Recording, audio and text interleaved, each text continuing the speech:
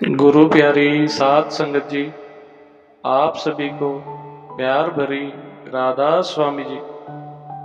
बाबा जी जिसको बचाना चाहते हैं किसी न किसी बहाने से बचा ही लेते हैं। जब उनकी दया मेहर का हाथ सिर पर होता है तो किसी का बाल भी बांका नहीं हो सकता। दिल्ली में छत्रपुर भाटी सत्संग घर के पास ही बाबा जी की कोठी है, जिसकी देखभाल रीना बहन जी करती हैं। वो पहले एयर इंडिया में एयर होस्टेस थी। एक दिन बाबा जी दिल्ली से कहीं बाहर विमान से जा रहे थे और इस दिन रीना दीदी की भी उस विमान में ड्यूटी थी। उसने बाबा जी को पहचाना और उनको राधा स्वामी बोला। सतगुरु ने भी राधा स्वामी बोलकर उसे जवाब दिया। कुछ देर बाद बाबा जी ने उसे बुलाया और पूछा कि अब कब आपकी ड्यूटी है। रीना दीदी बोली, जी 3 दिन बाद। बाबा जी ने कहा, आप उस दिन छुट्टी लेकर ब्यास आ जाएं। वो बोली, जी उस दिन छुट्टी नहीं ले सकती क्योंकि दूसरी साथी पहले से ही छुट्टी पर है। बाबा जी ने कहा, वहां 3 दिन सेवा करो फिर वापस आ जाना। जब वह घर गई, बाबा जी की बात के बारे में बड़ा सोचा कि बाबा जी ने मुझे ब्यास आने के लिए क्यों कहा। हो ना हो इसमें कोई राज अवश्य है। और फिर उसने फाइनल किया, जो भी हो मैं कल ही डेरा ब्यास चली जाती हूँ, जो होगा देखा जाएगा। उन्होंने अपने सीनियर से छुट्टी की बात की तो उन्होंने भी छुट्टी देने से मना कर दिया। रीना दीदी ने अगले दिन कंपनी को लेटर भेजकर सॉरी बोली और ब्यास चली आई। 3 दिन बाद जिस प्लेन में रीना दीदी की ड्यूटी थी वो प्लेन क्रैश हो गया। उस प्लेन में जितने लोग थे सबकी मृत्यु हो गई। जब इस बात का रीना दीदी को पता चला तो उनके आंसू रुक नहीं रहे थे। वह अब समझ गई कि बाबा जी ने मेरी जान बचाने के लिए ही मुझे डेरे बुलाया था। उसके कुछ दिन बाद जब बाबा जी डेरे वापस आए तो देखा, रीना दीदी को देखकर बोले, अच्छा किया तू यहाँ चली आई। वो बाबा जी के चरणों में गिर गई और खूब रोई। बाबा जी आपने मुझे बचाने के लिए यहाँ पर बुलाया। सतगुरु कब मौज में आ जाएं या कब दया मेहर कर दें कोई नहीं जानता।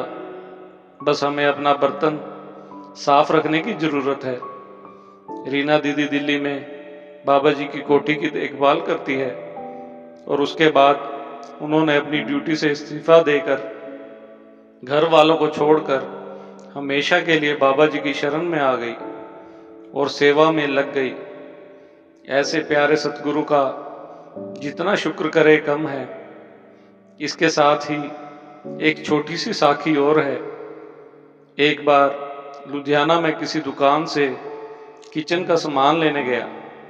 सामान की लिस्ट दुकान वाले को देकर हम पैसे पूछ रहे थे कि कितने पैसे बनते हैं। उसी समय उसके फोन पर फोन आया। तब मोबाइल नहीं थे, लैंडलाइन फोन ही होते थे। जब उसको फोन आया उसके बाद वह सभी ग्राहकों को धक्के मारने लगा, चलो बाहर चलो।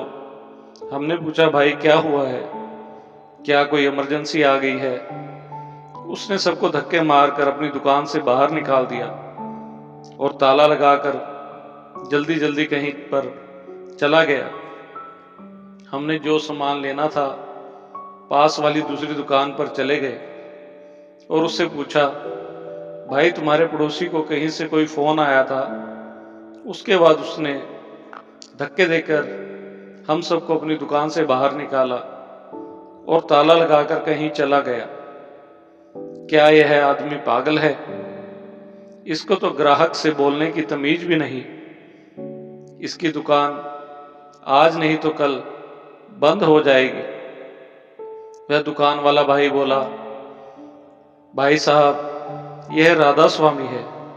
ये ब्यास में प्रसाद बांटने की सेवा करता है। इसको वहां से फोन आ गया होगा तो वह सब कुछ वैसे छोड़कर चला जाता है। यह ऐसे करता है। इसको 15-20 दिन के बाद ऐसा दौरा पड़ता है। सबको दुकान से बाहर निकाल देता है और ब्यास जाने की तैयारी में लग जाता है। मैं पहले ब्यास को नहीं मानता था। धीरे धीरे मैं भी उस तरफ लग गया। मैं सत्संग जाने लगा, नाम भी ले लिया और थोड़ी बहुत सेवा में भी जाने लग गया। एक दिन मेरे मन में आया कि उस दुकान वाले को देखूं तो सही, उसका क्या हुआ है। मैं वहां गया।